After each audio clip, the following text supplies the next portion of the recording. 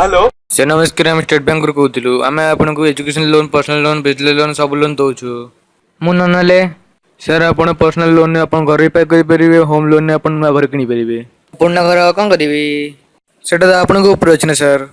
ଘର ମୋ ଉପରେ ନାହିଁ ଗାଁରେ ଅଛି।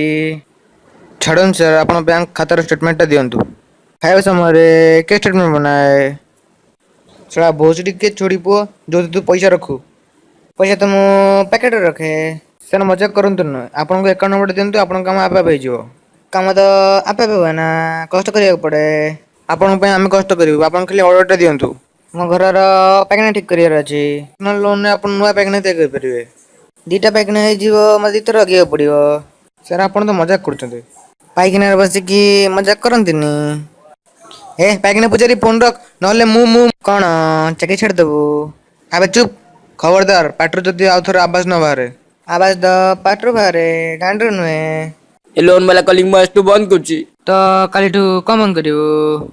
ମୁହଁ ବନ୍ଦ, ଗାଣ୍ଡି ବନ୍ଦ, ବାଣ୍ଡ ବନ୍ଦ, କାଲିଠୁ ସବୁଥିରେ ତାଲା ପକେଇବି। ଏତେ ତାଲା ତୁ କୁଆଡ଼େ ଆଣିବୁ?